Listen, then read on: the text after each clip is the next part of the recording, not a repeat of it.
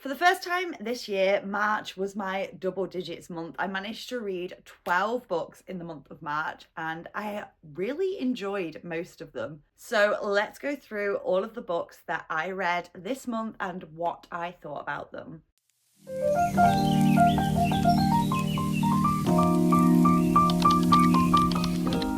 Now, the first 4 books, I'm just going to give you their title. Their descriptions will be in the caption. I can't talk about these books too much because I am judging the British Book Awards this year, and these were 4 of the books out of the 6 that I'm judging, which means that I have to keep all reviews and thoughts to myself until after the awards in May. But we have Glorious Exploits by FERDIA LENNON, The List of Suspicious Things by Jenny Godfrey, Butter by Asaka Yuzuki, and Green Dot by Madeline Gray. If you want to know any more about those, that's in the caption. Then I read Deep End by Ali Hazelwood. This one really took me by surprise. So I really enjoyed Bride by Ali Hazelwood. I think I rated that 5 stars for vibes alone, but that was very different to her other books. It was kind of a paranormal romance, very loosely based in the kind of Omegaverse with werewolves and vampires. And I really enjoyed that for like the nostalgia it gave me. But when it comes to her other romances that I've read, her STEM romances, I have DNF'd every single one. However, I am not a girl to give up. And everybody and their dog was talking about Deep End. So I was like, right, we'll try this one. Owl Crate also did a really beautiful special edition, which I am obsessed with. And I'm so glad I got it now because I ended up really loving this. It felt different. There was a lot going on. So we still had a bit of that STEM romance in there. They were both attending medical school. But then we also had that sports element to it, with one being a swimmer and one being a diver. But I think what I really, really liked about it is it was heavily based in this, what it means to communicate with your partner when you have a slightly kinkier interest in the bedroom. I think a lot of people talked about the kink. People went one way or the other. They were either like, it was so spicy and I loved it, or they were like, there was no kink in it and there was no spice and it was kind of a bit blasé and a bit of a letdown in that point. But I don't think the point of the book was the kink. I think it was so much about healthy communication and consent and how important it is to have those discussions with your partner. And I really like how that was approached. I loved Lucas as a character. He felt so kind of mature and respectable, and he only ever wanted to make sure that Scarlett was safe. And I loved that. I think it's such a healthy discussion to have about your boundaries and what you're willing to do or not do with another person when you're in such a vulnerable situation. And so I think that's what made me love it so much. Is I always love a book that showcases what a healthy relationship should look like. Then I read Legacy of the Heirs by Laura Carter. This is the 2nd book in a series. There are 3 books currently available with another 2 books to come. It is an indie published series, the Lost Kingdom saga, and I loved this. So I read the first one, I want to say it was either at the end of last year or very, very early this year, and really enjoyed it. It was such a good kind of setup for the world, especially with this being a fantasy book with a lot of elemental magic, and there is a lot going on, and you can see her building that world up. And then in this book, when I read this one, the first half was still a lot of that world building. I think when you read it, you can see that it needs that world building and it needs that build up, and we're getting so much kind of history and insights into the different characters. There are kind of 4 to 5 different characters' points of view that we're following, and all of that has just made it such a richer experience. And then in the second half of the book, that is where the plot really starts coming together, and that is where you start finding out secrets and seeing those developments in that world. And I read this in preparation for the third book, which I had an advanced reader copy for, which we'll get into a little bit later in the video. Then I read The Rose Bagging by Sasha Payton Smith. I also rated this one 4 stars, and I loved this. This was not what I was expecting at all. When you see the book cover, it looks very kind of whimsical, and I thought, oh, this is going to be a cute little romantasy. It's kind of been described as like The Cruel Prince meets Bridgerton meets The Selection, but I didn't really know what that meant until I read it. And I agree with all of those things, and even throw a little bit of Once Upon a Broken Heart in there. What I will say about this book is it was a lot darker than I expected it to be, and I think that comes down to the Fae. It is very traditional dark Fae who are morally black characters, and kind of that Fae reminiscent of Holly Black's world in the Cruel Prince series, and that gave it a little bit more depth and a little bit more substance, because you would have these kind of really funny moments and this kind of light whimsical romance happening, and then something dark would kind of seep in through the cracks, and it would just make it all that more exciting. The ending completely blew my mind, and I did not see it coming at all. But I really, really, really enjoyed it. And I think it's the first in a duology, and I'm really, really excited for the second book. That brings us on to Return of the Darkness, which is the third book in the Lost Kingdom saga that I was talking about before. And this, out of the 3 books so far, was the first 5-star. Absolutely smashed it. She completely ripped me apart.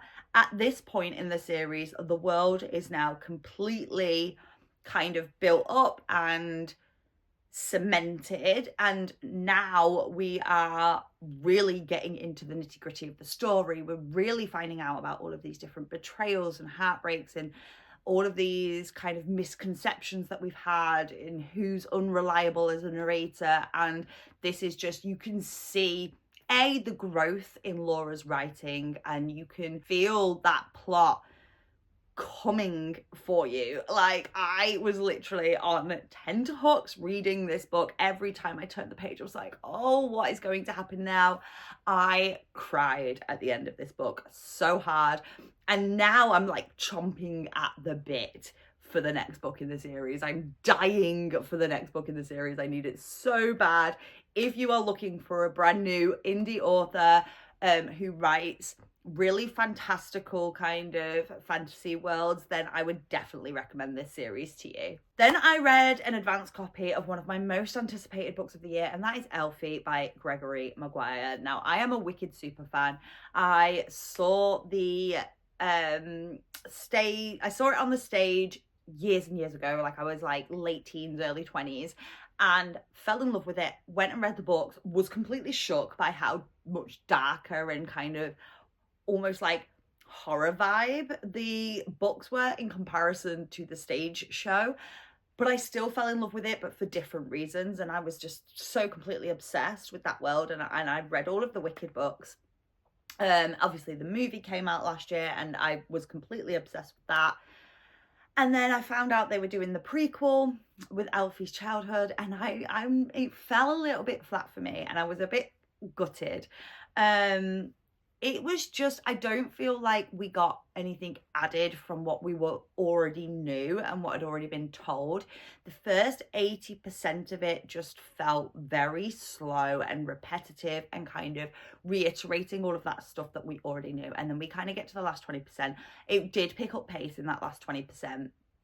And that's what kind of saved it for me, because it felt like we got something then, but I genuinely thought this was going to be a 5-star book for me, and it was 3.5 in the end.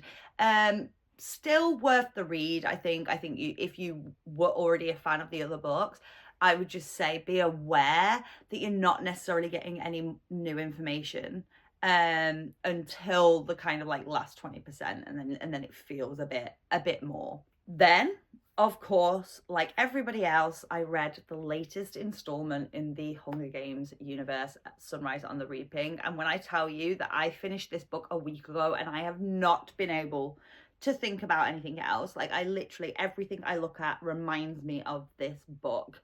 Everything. It is devastating. It is heartbreaking. It is beautiful and raw and traumatic. And I just, like, I had no doubt that I was going to feel this way about this book. I know a lot of people don't like Ballad of Songbirds and Snakes as a book. I really, really, really enjoyed it. I do think I ended up rating that one maybe 4.5 because it didn't compare necessarily to the original trilogy. But I would go, Sunrise I think is my favorite. I think Sunrise is my favorite of all of the books that are available. I think it's absolutely devastating.